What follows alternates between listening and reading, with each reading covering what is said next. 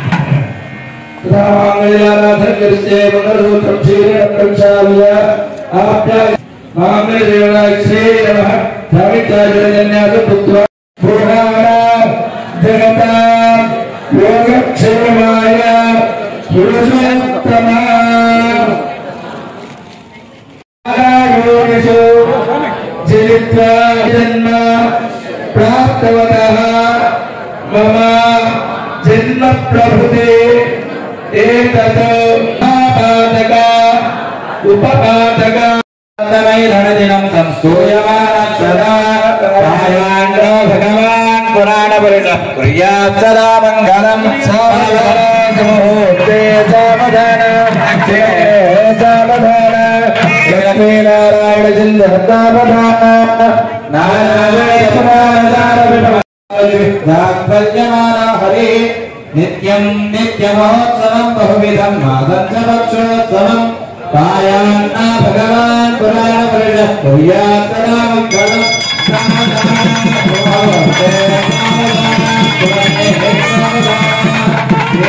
नारायण ध्यान लोकानां परिपालनाय जगतो देवो जगद्रक्षकः कायान्ना भगवान् पुराणपुरुषः कुर्यात् सदा मङ्गलं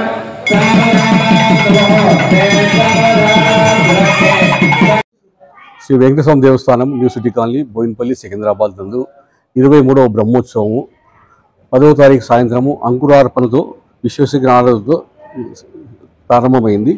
అలాగే 11వ తేదీ మంగళవారం ఉదయము శ్రీ వెంకటేశ్వర వారికి మహాకుంభ ప్రస్థానము, అగ్ని ప్రతిష్ట, మూలమంత్ర ద్వార తోరణము, ధ్వజాకుంభారాధన, ధ్వజారోహంతో పాటు నిన్న సాయంత్రం 6 గంటలకు శ్రీవారి శేషవాహనము ఊరేగింపు జరిగింది. ఈరోజు ఉదయం యథావిధిగా హోమ ఆది కార్యక్రమాలతో పాటు సాయంత్రము స్వామివారి కళ్యాణము అంగరంగ వైభవంగా జరుగుతుంది. ఈరోజు సాయంత్రం 6 గంటల నుంచి 9 గంటల వరకు అవుతుంది. తర్వాత అన్నప్రసాదం ఉంటుంది. రేపు సాయంత్రం మళ్ళీ హనుమద్వాహన సేవతో ఉంటుంది. భక్తులందరూ ఇందులో పాల్గొని ఈ కార్యక్రమాన్ని దిగ్విజయం చేసి స్వామివారి ఆశీస్సు పొందాలని కోరుకుంటున్నాను. జై శ్రీమన్నారాయణ. జై శ్రీమన్నారాయణ.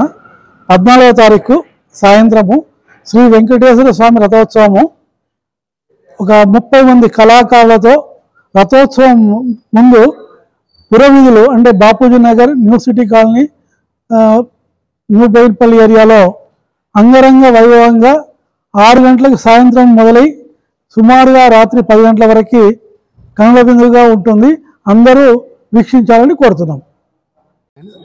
15వ తారీఖు నాడు శనివారం నాడు ఉదయం పూర్ణాహుతి జరుగుతుంది. సాయంత్రం ద్వాదశ ప్రసాదాలు,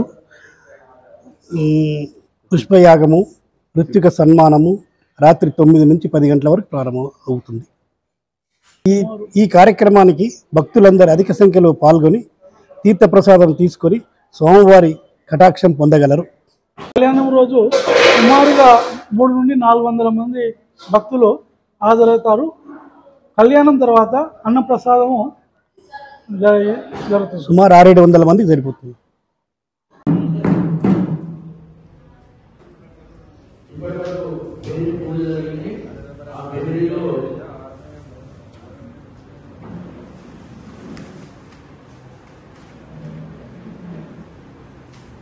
ఆ చర్మసూత్రంలో అంటే ఆ తాడులో ఉండే 8 మంది దేవతలు ఉంటారు. అలాగే దక్షిణ చర్మసూత్రంలో కింద ఉండే చర్మసూత్రంలో దాంట్లో 8 మంది దేవతలు, అంటే కుడివైపు ఉండే దాంట్లో 8 మంది దేవతలు, మళ్ళా ఉత్తరం వైపు ఉండే దాంట్లో 8 మంది దేవతలు. ఇట్లా ఢిల్లీలో 4 దిక్కులా మొత్తం 32 మంది దేవతలు ఉంటారు. ఆ 32 మంది దేవతలను ఆవాహన చేసి ఆ తర్వాత మనం ఇక్కడ కలశంలో బియ్యం పోసుకుని ఆ కలశంలో మనం 33 కోట్ల మంది దేవతలు, అంటే 1 కోటి దేవతలకి ఒక భగవంతుని మనం ఆవాహన చేసి మనం అంటే ఒక్కొక్క అధిపతి 33 మంది దేవతల్ని ఆవాహన చేస్తాం. ఇప్పుడు ఆ కార్యక్రమం జరుగుతుంది.